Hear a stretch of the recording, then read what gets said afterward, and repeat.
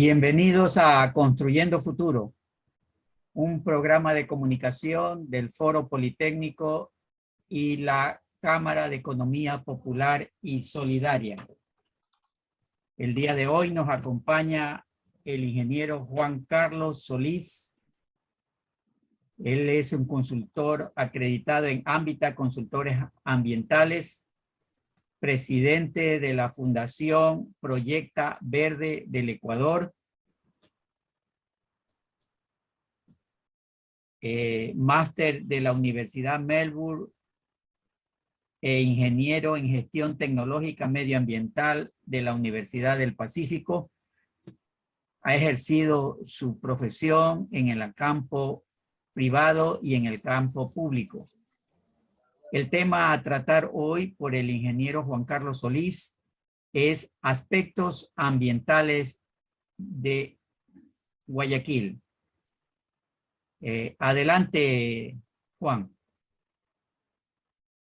Bueno, muy buenos días. Muchas gracias, Alejandro, por la invitación y gracias al Foro Politécnico. Sí, efectivamente, hoy día voy a hacer una presentación sobre 4 aspectos ambientales de la ciudad de Guayaquil específicamente. Vamos a revisar el tema de áreas verdes, de manera muy generalizada, de desechos sólidos, calidad de aire y calidad de agua. Y al final de la presentación, pues les voy a presentar una propuesta que ya fue presentada al municipio de Guayaquil años atrás, que hicimos como Fundación Proyecta Verde. En este momento voy a compartir mis diapositivas.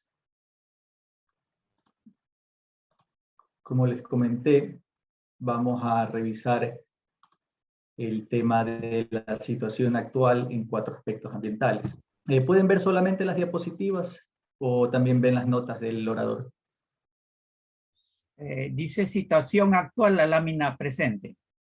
Ya, perfecto. Bueno, el primer tema que quisiera tratar con ustedes es el tema de áreas verdes de la ciudad de Guayaquil.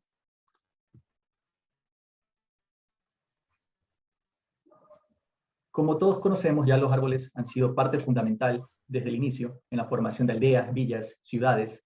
Sin embargo, en estas inmensas ciudades modernas, los hemos dejado desterrados para satisfacer necesidades de viviendas, de industrias o lugares de esparcimiento. Ya que, ¿me confirman, por favor, si pueden ver mi diapositiva? Desechos sólidos presente. Ya, ok. Bueno, como les comentaba, el municipio es el gobierno autónomo descentralizado responsable de la gestión integral de los residuos sólidos.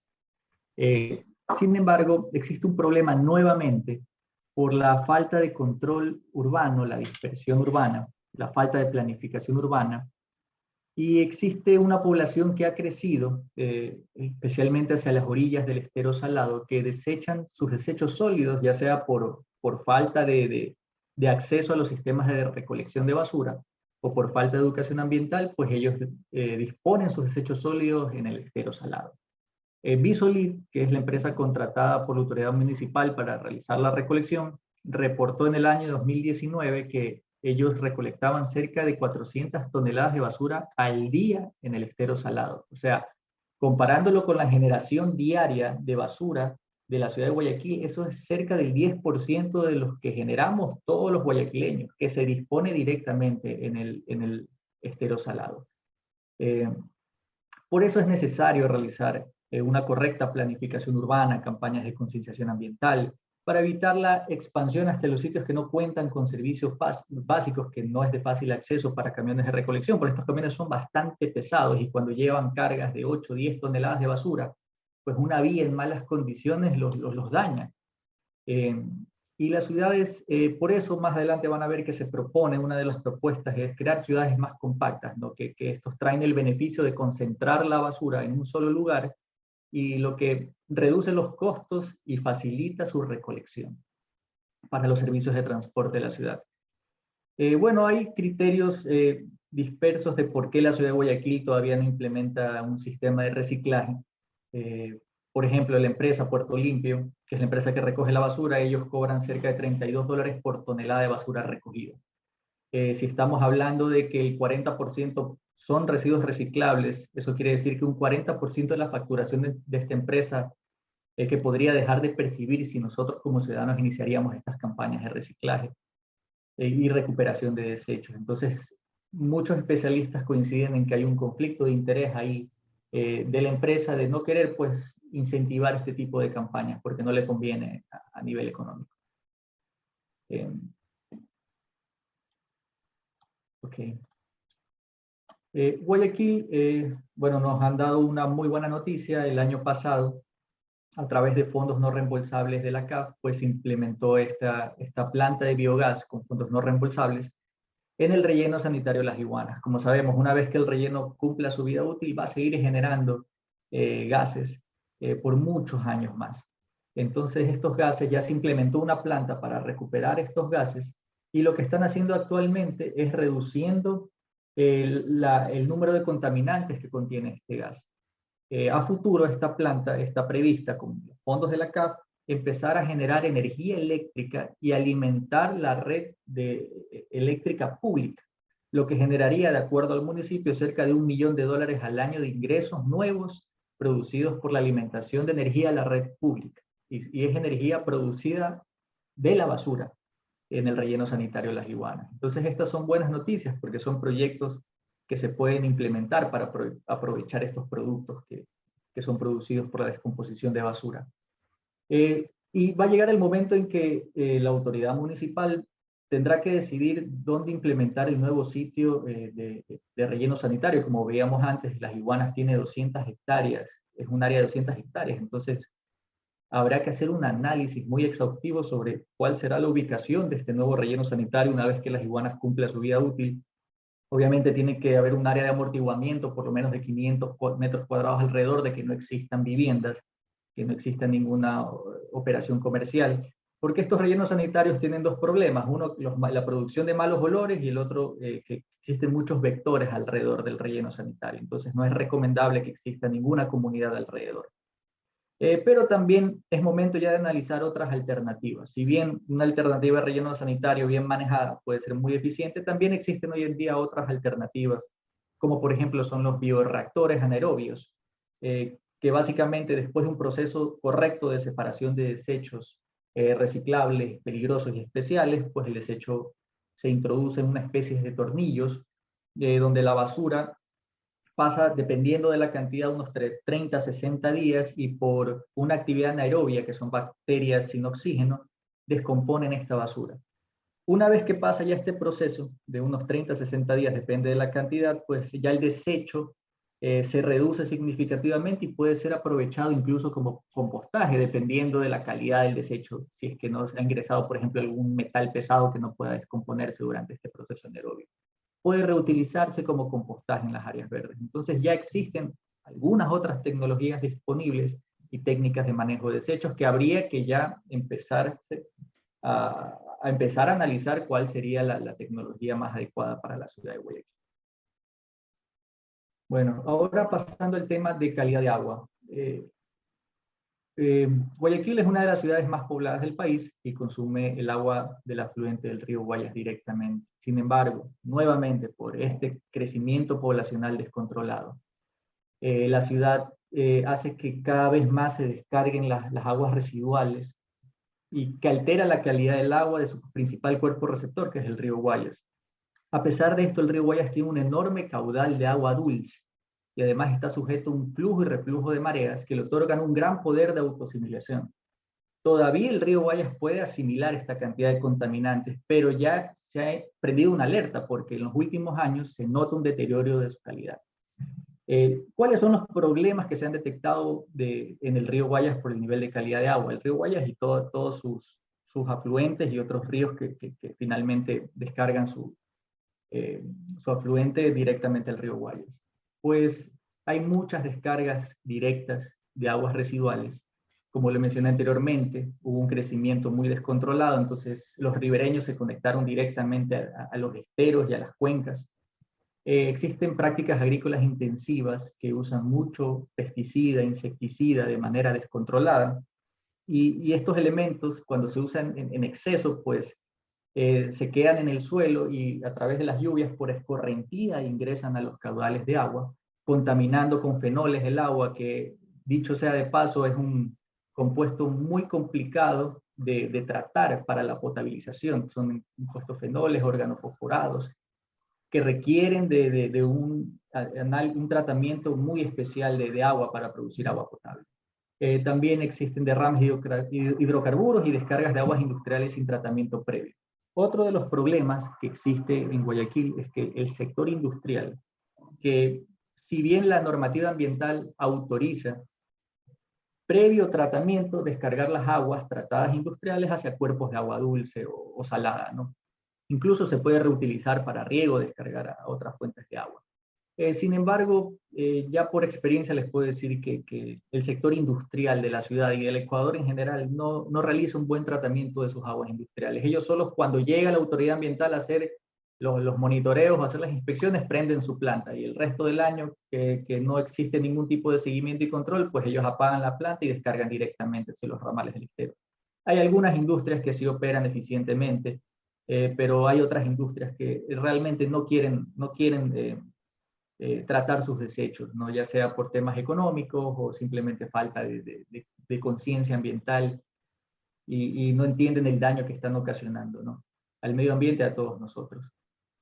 Como les comentó Alejandro al inicio, yo soy consultor ambiental acreditado, entonces parte de mi trabajo es hacer estudios de impacto ambiental, auditorías ambientales a sistemas de aguas, cuerpos de aguas, a empresas, en sectores agrícolas. No puedo yo darles la información del lugar donde hago los estudios ni la empresa porque es información confidencial, yo firmo acuerdos de confidencialidad, pero sí les puedo decir que en varios de los monitoreos que yo realizo con laboratorios ambientales acreditados, que respetan las normas INEM para la toma de muestras y análisis de laboratorio, pues se ha determinado que los cuerpos de agua en Guayas son extremadamente contaminados. Este fue un muestreo que hice el año pasado, en un cuerpo de agua dulce en Guayas que se conecta al río Guayas. Este es un sector agrícola. Solo para darles el resultado de este monitoreo, pues el límite máximo permisible para una descarga de agua a un cuerpo de agua dulce es 2.000 unidades de coliformes fecales por 100.000 milímetros de agua. Yo he encontrado en ciertos ríos resultados de 250.000 unidades de coliformes fecales por 100 mililitros de agua. O sea, sobrepasa pero excesivamente la normativa ambiental. ¿Qué es lo preocupante? Que esta agua se utiliza para el riego de los vegetales y frutas que nosotros consumimos, que llegan directamente a Guayaquil y nosotros consumimos y compramos en los mercados. Las plantas tienen una capacidad de autosimilación de estos compuestos, pero sin embargo ya cuando sobrepasa, pues sí se puede transferir esto a los alimentos, y ahí podemos ver que existen epidemias de cólera en la civilización o problemas estomacales. Por ejemplo, nosotros vivimos con problemas estomacales en Ecuador. Yo cuando realicé mis estudios, me acuerdo en Alemania, al cumplir el año, pues yo me acerqué al médico y pues le dije, bueno, ya cumplí un año, quiero desparasitarme. Y realmente el médico, en son de burla, me dijo, no, aquí nosotros no nos desparasitamos porque nuestra calidad de alimentos y agua cumplen, pues, son muy buenas. Y realmente eso es un tema de países como el nuestro, de latinoamericanos, donde tenemos una mala calidad de agua, una mala calidad de suelo, un pésimo tratamiento sobre nuestros alimentos, que tenemos que desparasitarnos todos los años porque tenemos niveles de coliformes y otros compuestos orgánicos en el agua muy elevados. Entonces nosotros por eso sufrimos de problemas estomacales. Lamentablemente esta es una situación que ya es de conocimiento de las autoridades, tanto a nivel nacional como a nivel de gobiernos autónomos descentralizados, ya que estos monitoreos que realizamos los consultores ambientales, pues se tienen que presentar ante las autoridades ambientales para su revisión. Sin embargo, poco o nada se ha hecho, no se ha implementado ninguna acción real para poder implementar ya acciones para reducir estos niveles de contaminación que hay en el agua. Y recordar que esta agua es la misma que tomamos para potabilizarla y que llega directamente a nuestras casas. Entonces la situación es muy crítica a nivel de calidad de agua. También hice una investigación, estuve viendo en la academia algunos estudios que han hecho, por ejemplo, este estudio realizado por Suárez en el 2020, de calidad de agua del sector de la Playita del Guasmo. En las bibliografías les dejo el enlace para que puedan observarlo a más detalle. Pues ellos, en este sector de Playita del Guasmo, que es un ramal del estero salado, es el estero Covina, está compuesto por una red de drenajes conformados por brazos de mar que se mezclan con las aguas del río Guayas, ¿no? Ellos han identificado que los desperdicios provienen en su gran mayoría de empresas camaroneras, y de ahí viene de productos de pesca artesanal, de los moradores, de aguas residuales que se conectan directamente al estero por líneas clandestinas, que empeoran la calidad del agua de este estero, ¿no? Ellos midieron el índice de calidad ambiental del agua, el índice ICA, y tomaron muestras en 9 estaciones de la Playita del Guasmo, ¿no? Estos esteros son muy importantes para la ciudad de Guayaquil, ya que participan en el control de la erosión, debido a la capacidad de absorber la energía creada por corrientes oceánicas, ¿no? Que son las olas que ingresan con fuerza. Y también participan en procesos de depuración del agua continental antes de que sea descargada al océano, incluyendo incluso depuración de metales pesados. Funcionan también como sumideros y transformadores de nutrientes hacia el mar. Entonces es muy importante el valor ecológico que tienen los esteros. Sin embargo, por nuevamente el mal uso de los suelos y esta dispersión y crecimiento descontrolado de la ciudad y el reparto agrario, dragados incorrectos incluso, han ocasionado que se vea bastante contaminado esta zona del estero. Estos son los resultados del análisis que hicieron. Pues aquí podemos volver a ver que el promedio de coliformes fecales está muy por encima de lo que la normativa ambiental exige para este tipo de aguas. Pero también podemos ver que existe una alta concentración de oxígeno disuelto, lo que permite que todavía el estero tenga una capacidad para soportar la carga de contaminantes. Esto se llama poder de autoasimilación. Y por eso el estero todavía nos está entregando servicios ambientales, como es pesca, hábitat para la biodiversidad, mejora la calidad de aire, etc. Sin embargo, si nosotros comparamos el resultado de este monitoreo con lo que menciona la normativa ambiental en su anexo 1, tabla 6 del TULSMA, criterios de calidad del agua para fines recreativos, porque recordemos que en la Playita del Guasmo la gente va y disfruta pues, de ese estuario, está muy por encima de lo que la norma establece, que serían 200 unidades de coliformes fecales por 100 mililitros de agua. Estamos hablando de en promedio de 8.000, más de 8.000. Entonces está muy por encima y la autoridad ambiental ya debería reconocer que existe un riesgo para la salud humana en ese estuario y en todo el estero salado. Lo único bueno es, como les mencionaba anteriormente, que todavía tiene un buen porcentaje de oxígeno disuelto el agua. Entonces esto hace que el agua todavía tenga una categoría para este índice ICA, una categoría regular. Pero esto ya es un semáforo amarillo que está diciendo, ok, el estero todavía tiene una capacidad de autodepurarse. Si es que nosotros hoy día eliminamos ya estos pasivos ambientales, que son las descargas directas al río, que son expansión de camaroneras, que están talando el manglar. Ok, podemos recuperarlo si paramos. Él se puede recuperar solo. Pero ya está en un semáforo amarillo. Y ya cuando entra un semáforo rojo, pues es lo que se llama eutrofización del agua, que es la muerte ya del agua. Y todo el ecosistema que alberga esa agua, ¿no? Entonces ya estamos muy cerca de llegar a ese momento y es necesario que ya las autoridades tomen una acción al respecto y que los propios ciudadanos que usan este sector pues tengan conciencia de la calidad de agua que tienen ahí, ¿no? Bueno, pasando ya al tema de calidad de aire, nuevamente no existe mucha información al respecto en temas de calidad de aire de parte del municipio de Guayaquil. El último estudio que vi, solo esta información, que el último estudio en el 2018, solo concluía que el nivel de aire es aceptable, pero no pude ver cuáles eran los parámetros, por ejemplo, de partículas, de material particulado al aire o de CO2. No se puede ver cuál es el resultado, solo la conclusión. Yo creo que el principal pasivo ambiental en la ciudad de Guayaquil respecto a calidad del aire es el tránsito vehicular, ya que nuestra gasolina tiene 500 partes por millón de azufre, que es un número inaceptable en Europa y Estados Unidos. Entonces esto ocasiona que en horas pico de tránsito, pues el aire esté muy contaminado en la ciudad Pero en la noche, debido a que ya el tránsito se detiene y nosotros tenemos todavía este ingreso de esta brisa marina, pues ayuda a limpiar bastante el aire. Entonces, incluso en la noche es recomendable salir a hacer ejercicios porque el aire está mucho más limpio. De todas maneras, el índice de calidad de aire de Guayaquil sigue siendo aceptable para la ciudadanía, no es un índice malo, pero es más por nuestra condición natural de donde estamos ubicados que por alguna acción que hayamos hecho nosotros como ciudadanos o como entes públicos.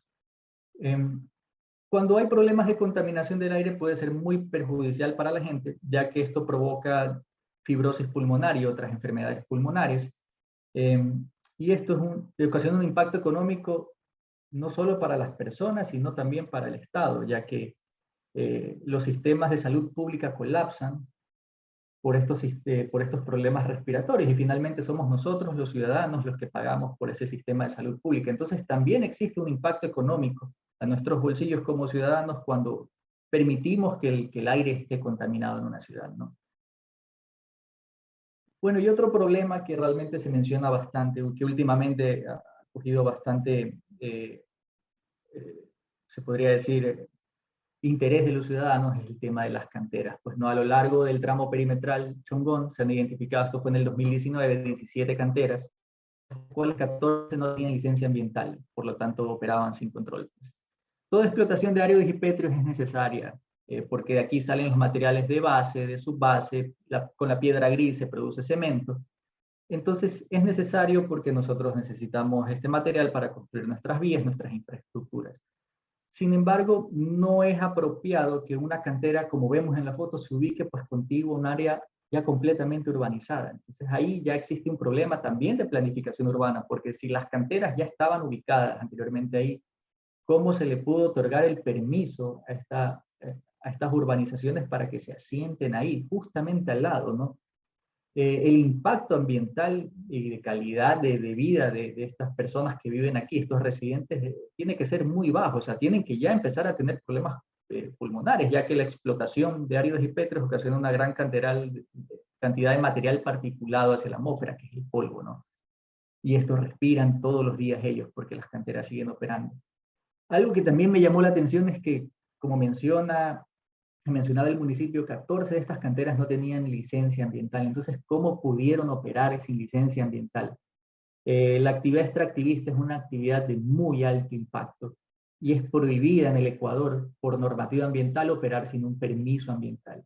Si operaban sin permiso ambiental, lo que debería haberse hecho, cumpliendo con la normativa ambiental, era el cierre, la clausura de estas actividades y una multa de hasta $80,000 a estas canteras, a los representantes legales, por haber operado sin permiso durante muchos, muchos años. Entonces, esto no se podía haber dado, y es nuevamente por una falta de control de las autoridades ambientales, tanto nacionales como seccionales. Y nuevamente, una falta de planificación urbana, porque cómo pudo permitir la ciudad que se implemente una urbanización, un área residencial contigua a las canteras. Existir esta actividad, pero tiene que también tener un área de amortiguamiento de por lo menos unos 300 metros cuadrados, si no es más, alrededor, para que no haya ninguna actividad, ¿no? Sino más bien que haya una vegetación alrededor que pueda asimilar esta cantidad de material particulado que se emite hacia la atmósfera. Entonces, esto es bastante preocupante, especialmente porque, por ejemplo, en otros países, por ejemplo, Australia, cuando hay alguna actividad extractiva, por ejemplo, ellos tienen toda su energía se produce del carbono, entonces ellos tienen minería de carbono.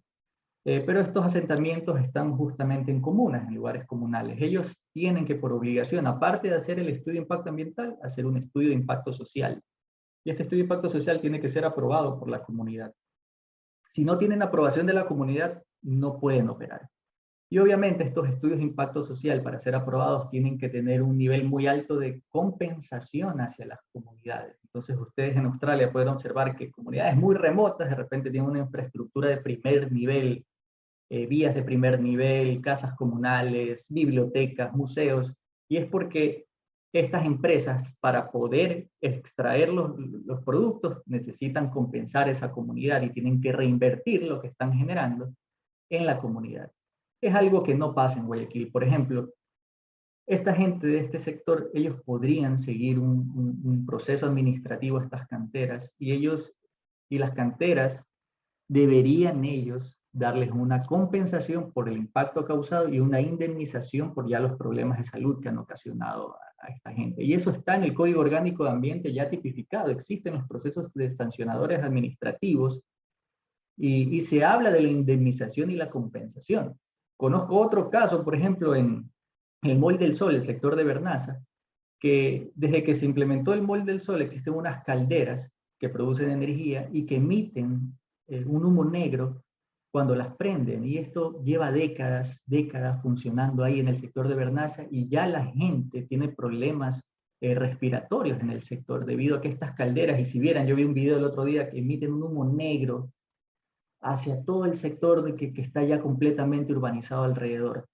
Si la gente se organiza, podría seguirles un juicio y buscar una indemnización bastante alta a esta empresa privada que está ocasionando ya por décadas un nivel de contaminación y afectación a la salud de los moradores. Entonces sí, el nivel de calidad de aire en general no es malo, pero sí existen estos sectores específicos donde existe un nivel de calidad del aire negativo y que ya debería organizarse pues la población para tomar las medidas correctas, y la autoridad ambiental también. Bueno, y como el programa se llamaba Construyendo el Futuro, pues ya vimos 4 de los aspectos ambientales que quería comentarles el día de hoy, pero también quería darles nuestra propuesta como Fundación Proyecta Verde sobre cómo nosotros visualizamos el futuro de Guayaquil. En primer lugar, yo creo que Guayaquil tiene que construirse hacia el futuro como una ciudad compacta y absorbente. Estos problemas son ocasionados, como vimos anteriormente, por la falta de planificación urbana, por ese crecimiento descontrolado, por esa dispersión, por permitirle al mercado inmobiliario que sean los que decidan cómo crece la ciudad y no que lo decida el municipio de Guayaquil. Ese es uno de los problemas principales. Ya el municipio tiene que planificar la ciudad, tiene que hacer un proyecto maestro por sectores sobre cuál va a ser el crecimiento basado en indicadores, en análisis de qué es lo que necesita cada zona. Y necesitan compactar la ciudad. Hay sectores que pueden crecer verticalmente en las principales arterias y nodos de concentración de la ciudad, por ejemplo, la Juan Tancamarengo, la Francisco Orellana, y tramos de las 9 de octubre que no ha crecido verticalmente. Claro, esto requiere una inversión en infraestructura, pero va a ser mucho menor a la inversión que se requiere de nueva infraestructura en sitios que crecen cada vez más dispersos hacia las periferias urbanas. Entonces hay que concentrar la ciudad, compactarla, y de esa forma incluso se concentra la contaminación ambiental en un solo punto, y es fácilmente administrada la contaminación. Otro de nuestras propuestas es que ya las zonas de las periferias que ya están construidas, estas zonas residenciales, pues tienen que convertirse en un gran centro de captación de agua lluvia. Nosotros tenemos que recolectar, crear una ciudad absorbente, que Guayaquil sea una ciudad absorbente. Conocemos que el principal impacto del cambio climático va a ser la intensidad de lluvias, el incremento en la intensidad de las lluvias. Entonces vamos a sufrir de inundaciones. Tenemos que crear una ciudad absorbente. Tenemos que usar ya las zonas residenciales de las periferias que se encuentran y empezar a poner infraestructura verde, pero infraestructura verde que cumple un propósito. Por ejemplo, en esta diapositiva, en el lado derecho, pongo la foto de un jardín lluvia. Estos son parterres que crecen para abajo, con vegetación que tiene una capacidad de absorción de agua, y que esta agua ya no ingresa directamente al sistema de alcantarillado pluvial, sino que se absorbe, y en un punto, pues ya cuando rebosa este sistema, pues se descarga el rebose al sistema de alcantarillado pluvial, o también se infiltra gran parte, limpiando esta agua de escorrentía, esta agua lluvia que viene con muchos contaminantes, pues, y alimentando el agua subterránea, pero con agua ya de mejor calidad. Esto podría elaborarse en todas las zonas de la periferia que ya están urbanizados y que tienen un nivel de impermeabilización muy alto, pues construir jardines lluvia, y en el centro, donde debería compactarse y crecer verticalmente, pues implementar otro tipo de infraestructura que también ya lo hemos nosotros propuesto, que son los jardines verticales, las paredes y fachadas verdes, y los jardines en las terrazas de los edificios. tenemos que aprovechar ya estas infraestructuras que están elevadas, que están ya con un nivel de impermeabilización muy alto y no hay donde ya crecer en área verde, en parques a nivel del suelo, pues tenemos que aprovechar la altura. Y esto nos va a ayudar enormemente también a absorber la gran cantidad de agua lluvia. Estas terrazas verdes, por ejemplo, tienen la capacidad hasta de absorber un 65% de agua lluvia que cae por metro cuadrado, dependiendo obviamente del nivel de intensidad de la vegetación que se encuentra en estos jardines verticales. Esta es nuestra propuesta, nuestra primera propuesta para Guayaquil. Tenemos que hacer una ciudad compacta y una ciudad absorbente. Segundo, nosotros ya tenemos un área de bosques que ocupa el 34% de la superficie del cantón, que son 42.000 hectáreas aproximadamente de bosque seco tropical que hay que proteger y en algunos casos reforestar. Ya existe un análisis de identificación de áreas de conservación en el cantón Guayaquil realizado en el 2016 que identificó en la parroquia Tarqui hay cerca de 1.000 hectáreas de sitios que pueden ser de conservación. En Pascuales hay 762 hectáreas y en otras zonas de expansión urbana hay cerca de 15.000 hectáreas, que estos son vacíos de conservación, o sea que actualmente no hay una figura de conservación bajo esos bosques de Guayaquil, pero sí se le puede dar esa representación, ese reconocimiento, figura de conservación, que serían como reservorios de conservación potenciales para la ciudad de Guayaquil. Esto también nos ayudaría a ya limitar la expansión urbana, ya que si son áreas protegidas y que se ingresan dentro del Sistema Nacional de Áreas Protegidas, pues estas áreas no pueden ser invadidas, no pueden ser entregadas a qué sé yo, a actividades camaroneras, no pueden ser construidas. Entonces tiene que permanecerse como están actualmente y más aún tienen que elaborarse planes de manejo ambiental para mantenerlas en el estado en el que se encuentran actualmente. Y va a seguir dando estos servicios ambientales que tanto requerimos nosotros. Otra de las propuestas es la conservación y manejo de restauración natural de los manglares, pues este ecosistema de manglares es uno de los más íntimamente ligados a la historia y desarrollo social y cultural de la ciudad de Guayaquil. Es un recurso costero que ya está en peligro de desaparecer, que históricamente ha sido degradado, deforestado, principalmente por el desarrollo intensivo de la industria camaronera, por la expansión urbanística. Incluso podemos ver en las parroquias Febres Cordero y Jimena que debido a estos asentamientos, pues gran parte del manglar ya ha desaparecido ahí. Pero se pueden implementar con las zonas que aún poseemos de manglar, pues acciones de conservación y de manejo.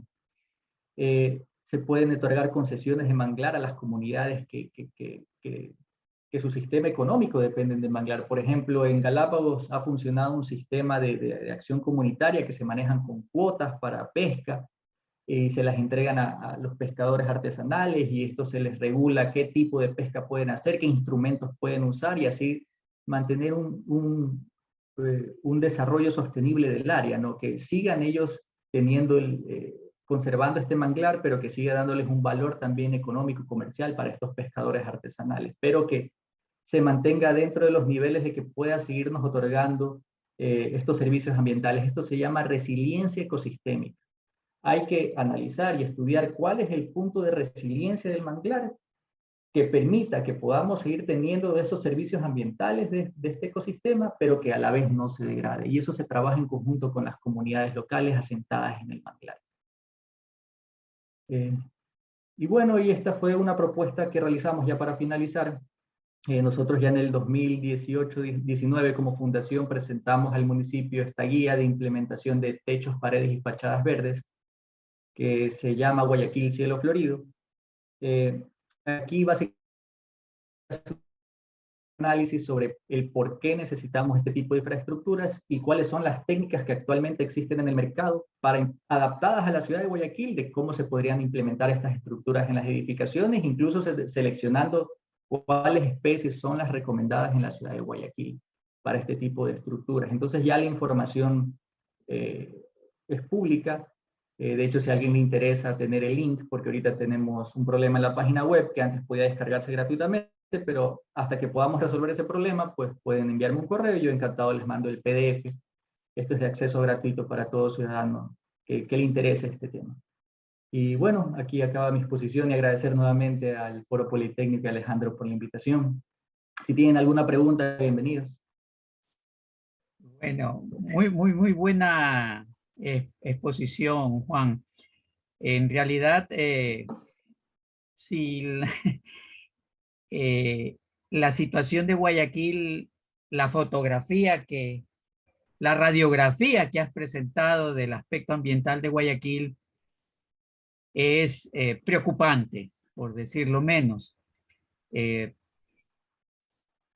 Quisiera indicar que cómo tú has experimentado la reacción de las instituciones a esta radiografía, cómo tú sientes, ¿están conscientes de la alerta roja? Porque prácticamente lo que nos has descrito es que Guayaquil, en el aspecto medioambiental, en lo que hemos escuchado y visto, está en alerta roja. ¿Cómo tú percibes la reacción de las instituciones llamadas a despertar con esta alerta? Ya, mire, experiencia personal, yo conozco muchos profesionales que se encuentran en la parte pública, en instituciones públicas, que conocen el tema, les preocupa mucho. Lamentablemente, y yo he trabajado en municipios pequeños, en la parte de gestión ambiental, lamentablemente para las máximas autoridades, la dirección ambiental siempre es la última rueda del coche, junto con saneamiento ambiental. O sea, es a lo último que le asignan recursos, porque ellos consideran, y eso es una experiencia personal mía, cuando yo solicitaba recursos para hacer una readecuación de unas lagunas de oxidación, pues la máxima autoridad me decía, bueno, lo que pasa es que esa es una obra que nadie la va a ver y yo no le voy a poner recursos, prefiero hacer calles. Y lamentablemente muchas autoridades, especialmente en los cantones pequeños, piensan así, que como son obras que no se ven, pues ellos no tienen que invertir dinero porque no representan votos. Pero es parte de la salud de los ciudadanos, ¿no? Y ellos tienen una responsabilidad de ser las máximas autoridades y que manejan el presupuesto de nosotros, de invertir en temas que sí nos afectan directamente a la salud. Sin embargo, ellos tienen conocimiento, eh, tienen mucho conocimiento tanto a nivel local aquí en Guayaquil como a nivel provincial y nacional. Hay técnicos muy valiosos que con lo que pueden, o sea, con los pocos recursos que tienen, tratan de hacer lo que más puedan. Sin embargo, es un tema de política.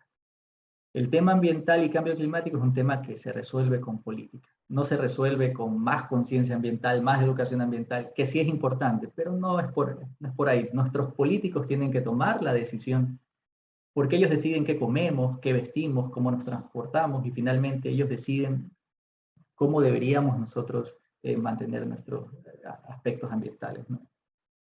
Entonces sí, esa es mi experiencia, que los técnicos conocen del tema, pero el problema más viene por las máximas autoridades que no le dan la importancia necesaria. Es decir, que ante esta problemática se necesita decisiones políticas. Correcto, Eh, por ahí viene.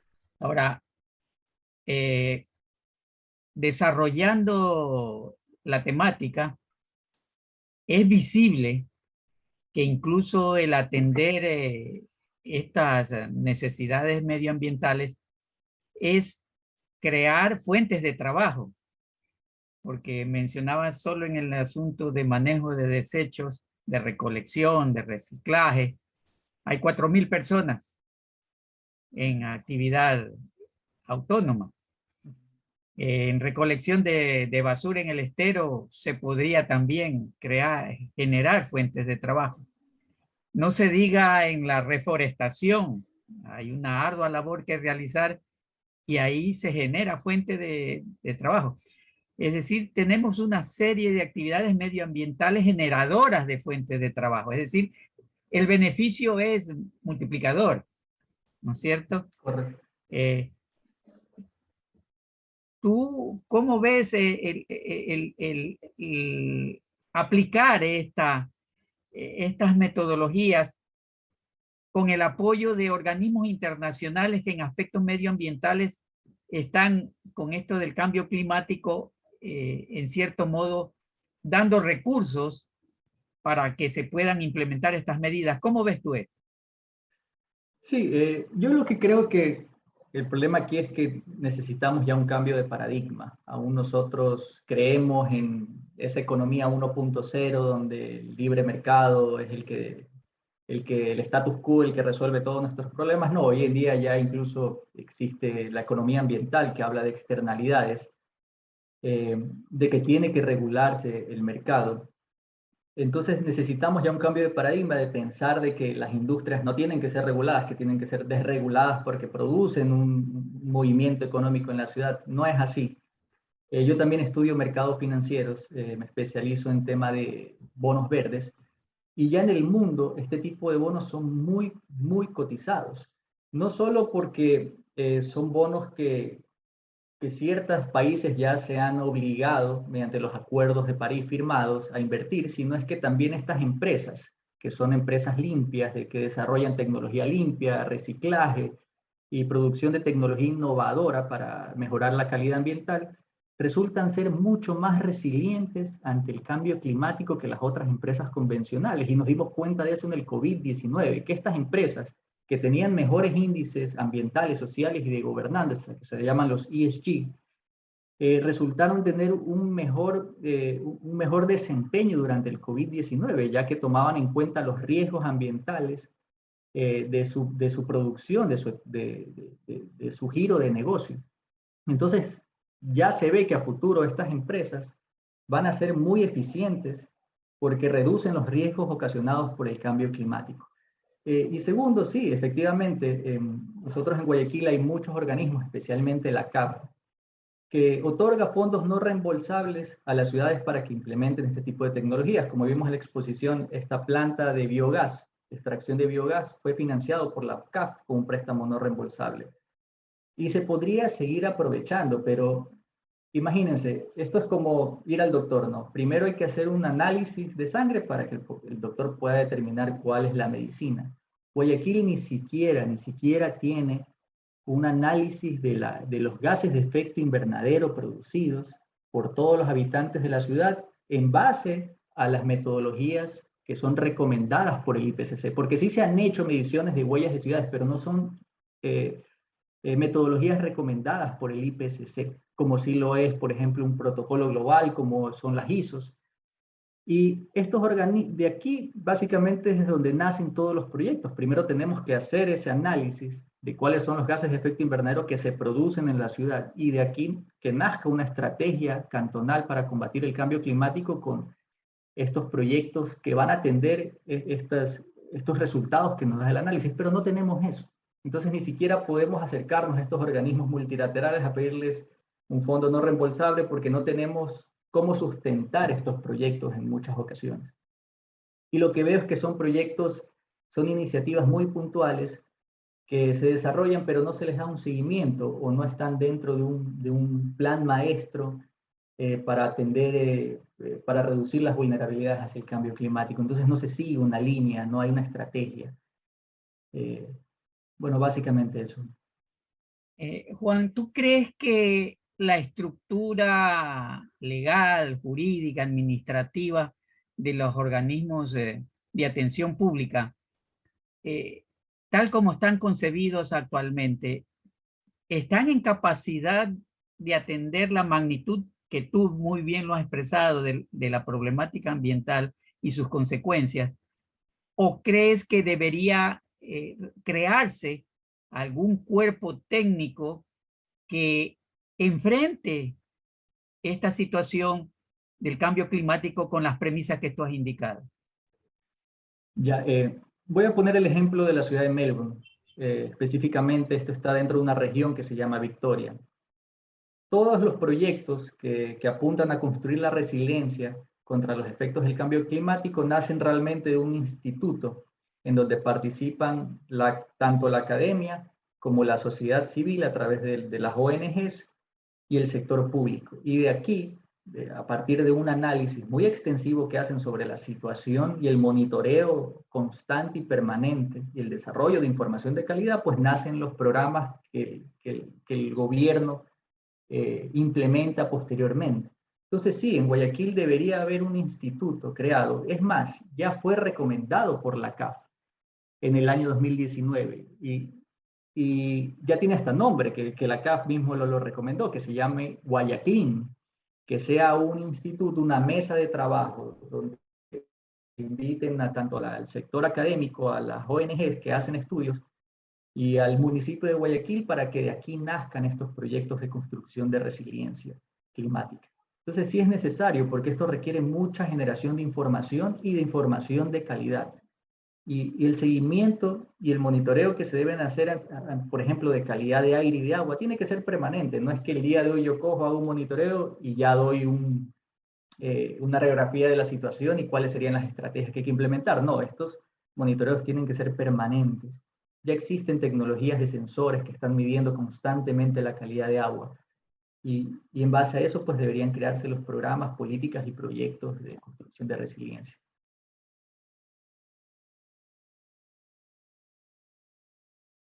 Tiene apagado el micrófono, Alejandro. Muy importante y muy interesante lo que hemos recibido como información y como recomendaciones del ingeniero Juan Solís esta mañana. Estamos muy agradecidos y con seguridad desde ya te comprometemos para futuras intervenciones para ampliar los temas que sucintamente has expuesto en este día. Muchísimas gracias, Juan. Muchísimas gracias a los compañeros que han asistido a esta exposición. Construyendo futuro, hasta una próxima oportunidad. Muchas gracias. Muchísimas gracias, Alejandro, y a todo el Foro Politécnico por esta invitación, y encantado para la próxima vez poder continuar pues, una exposición sobre temas ambientales. Muchas gracias.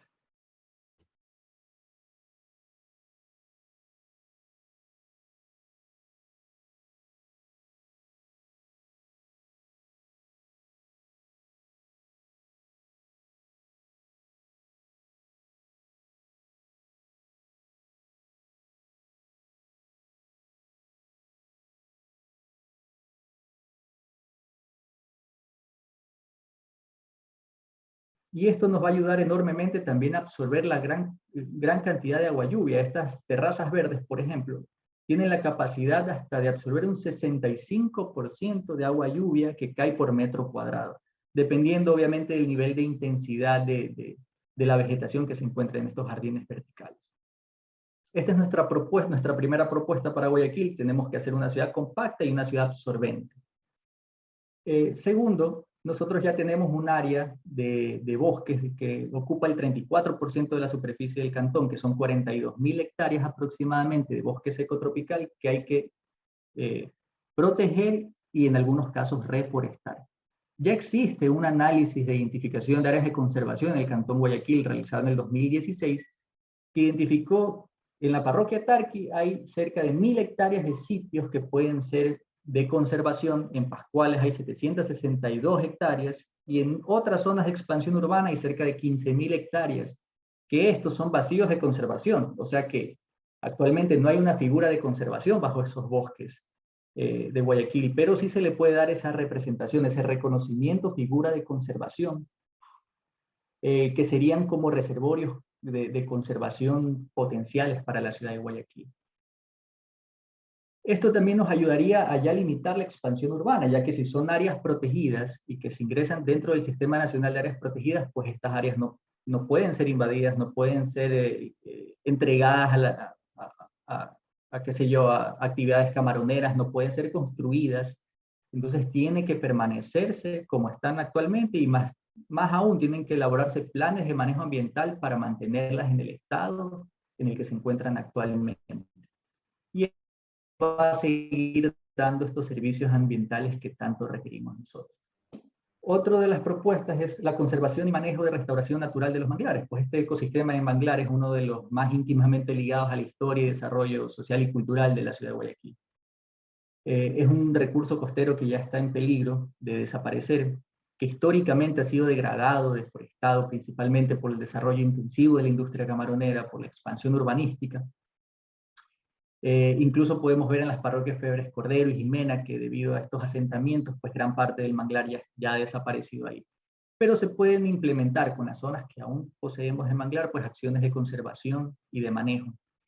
Se pueden otorgar concesiones de manglar a las comunidades que su sistema económico dependen del manglar. Por ejemplo, en Galápagos ha funcionado un sistema de acción comunitaria que se manejan con cuotas para pesca, y se las entregan a los pescadores artesanales, y esto se les regula qué tipo de pesca pueden hacer, qué instrumentos pueden usar, y así mantener un desarrollo sostenible del área, ¿no? Que sigan ellos teniendo conservando este manglar, pero que siga dándoles un valor también económico, comercial para estos pescadores artesanales, pero que se mantenga dentro de los niveles de que pueda seguirnos otorgando estos servicios ambientales. Esto se llama resiliencia ecosistémica.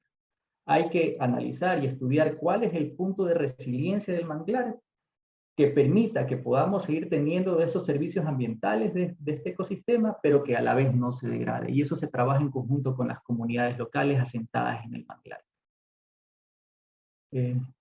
Y bueno, y esta fue una propuesta que realizamos ya para finalizar. Nosotros ya en el 2018-19 como fundación presentamos al municipio esta guía de implementación de techos, paredes y fachadas verdes, que se llama Guayaquil Cielo Florido. Aquí básicamente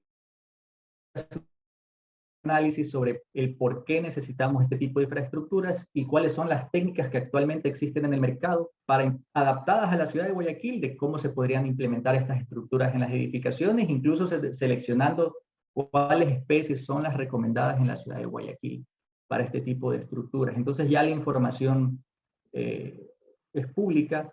De hecho, si a alguien le interesa tener el link, porque ahorita tenemos un problema en la página web que antes podía descargarse gratuitamente, pero hasta que podamos resolver ese problema, pues pueden enviarme un correo y yo encantado les mando el PDF. Esto es de acceso gratuito para todo ciudadano que le interese este tema. Y bueno, aquí acaba mi exposición y agradecer nuevamente al Foro Politécnico y a Alejandro por la invitación. Si tienen alguna pregunta, bienvenidos. Bueno, muy buena exposición, Juan. En realidad, si la situación de Guayaquil, la fotografía la radiografía que has presentado del aspecto ambiental de Guayaquil es preocupante, por decirlo menos. Quisiera indicar que cómo tú has experimentado la reacción de las instituciones a esta radiografía. ¿Cómo tú sientes? ¿Están conscientes de la alerta roja? Porque prácticamente lo que nos has descrito es que Guayaquil, en el aspecto medioambiental, en lo que hemos escuchado y visto, está en alerta roja. ¿Cómo tú percibes la reacción de las instituciones llamadas a despertar con esta alerta? Ya, mire, experiencia personal, yo conozco muchos profesionales que se encuentran en la parte pública, en instituciones públicas, que conocen el tema, les preocupa mucho. Lamentablemente, y yo he trabajado en municipios pequeños, en la parte de gestión ambiental, lamentablemente para las máximas autoridades, la dirección ambiental siempre es la última rueda del coche, junto con saneamiento ambiental.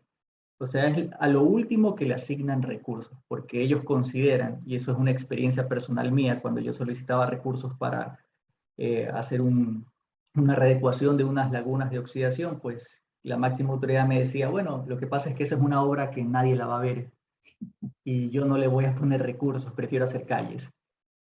Y lamentablemente muchas autoridades, especialmente en los cantones pequeños, piensan así, que como son obras que no se ven, pues ellos no tienen que invertir dinero porque no representan votos. Pero es parte de la salud de los ciudadanos, ¿no? Y ellos tienen una responsabilidad de ser las máximas autoridades y que manejan el presupuesto de nosotros, de invertir en temas que sí nos afectan directamente a la salud. Sin embargo, ellos tienen conocimiento, tienen mucho conocimiento tanto a nivel local aquí en Guayaquil como a nivel provincial y nacional.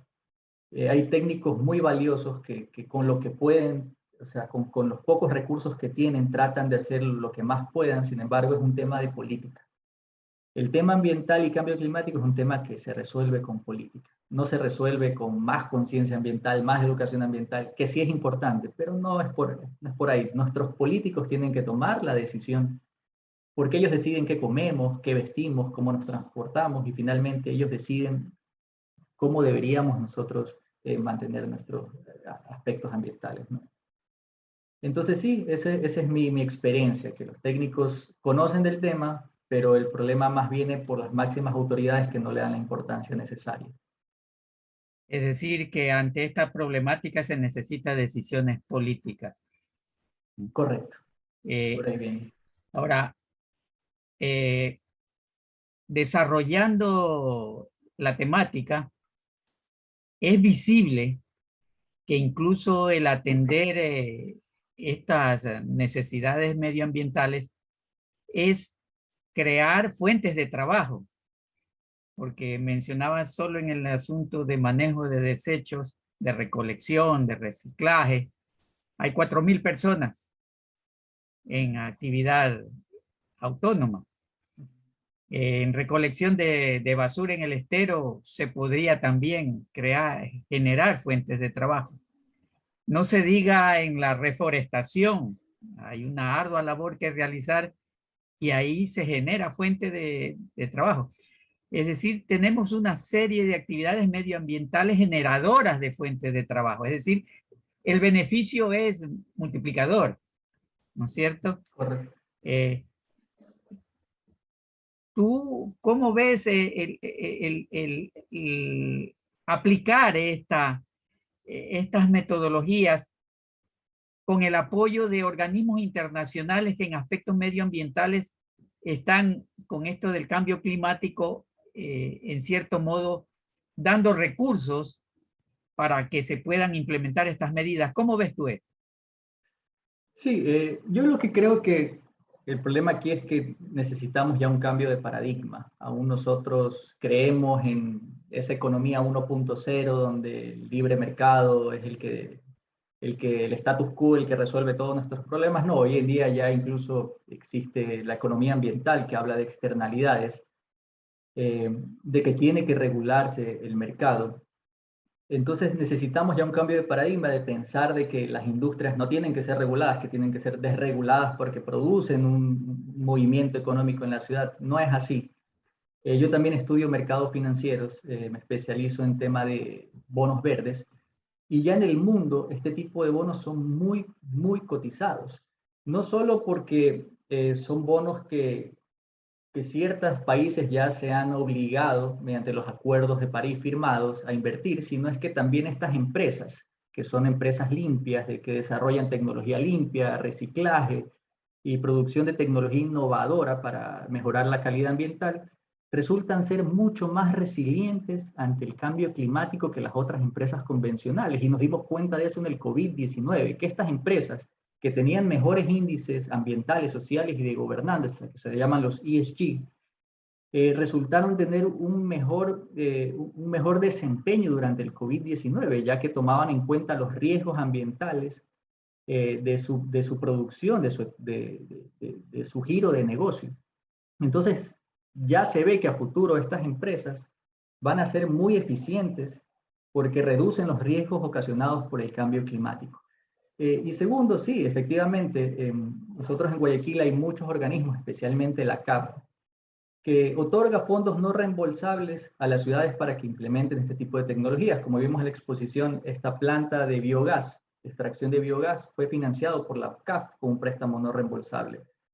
Y se podría seguir aprovechando, pero imagínense, esto es como ir al doctor, ¿no? Primero hay que hacer un análisis de sangre para que el doctor pueda determinar cuál es la medicina. Guayaquil ni siquiera tiene un análisis de los gases de efecto invernadero producidos por todos los habitantes de la ciudad en base a las metodologías que son recomendadas por el IPCC, porque sí se han hecho mediciones de huellas de ciudades, pero no son metodologías recomendadas por el IPCC, como sí lo es, por ejemplo, un protocolo global, como son las ISOs. Y estos organismos, de aquí básicamente es donde nacen todos los proyectos. Primero tenemos que hacer ese análisis de cuáles son los gases de efecto invernadero que se producen en la ciudad, y de aquí que nazca una estrategia cantonal para combatir el cambio climático con estos proyectos que van a atender estos resultados que nos da el análisis, pero no tenemos eso.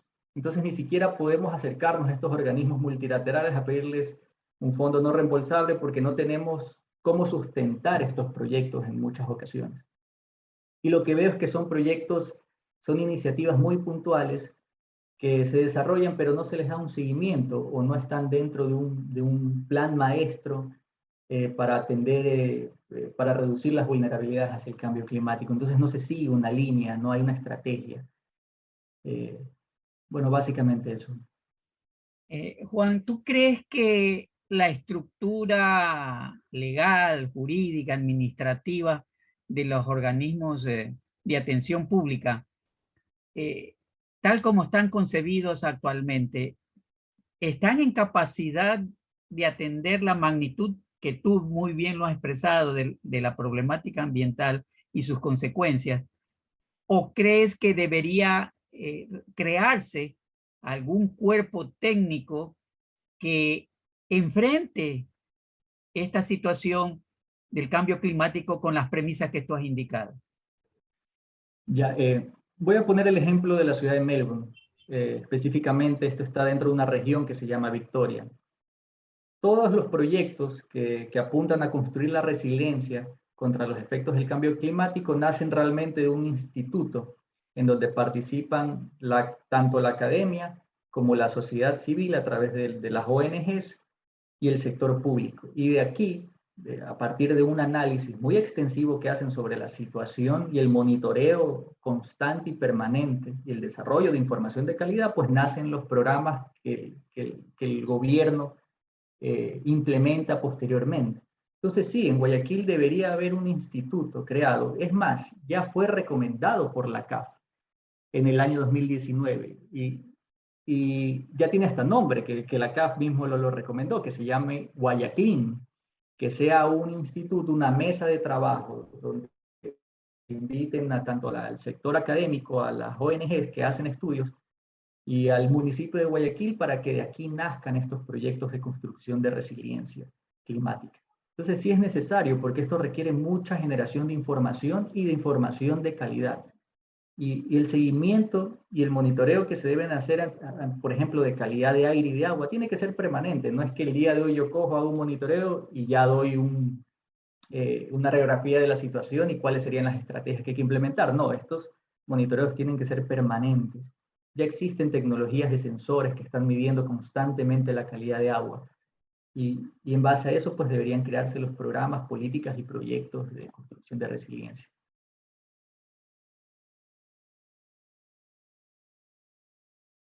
Tiene apagado el micrófono, Alejandro. Muy importante y muy interesante lo que hemos recibido como información y como recomendaciones del ingeniero Juan Solís esta mañana. Estamos muy agradecidos y con seguridad desde ya te comprometemos para futuras intervenciones para ampliar los temas que sucintamente has expuesto en este día. Muchísimas gracias, Juan. Muchísimas gracias a los compañeros que han asistido a esta exposición. Construyendo futuro, hasta una próxima oportunidad. Muchas gracias.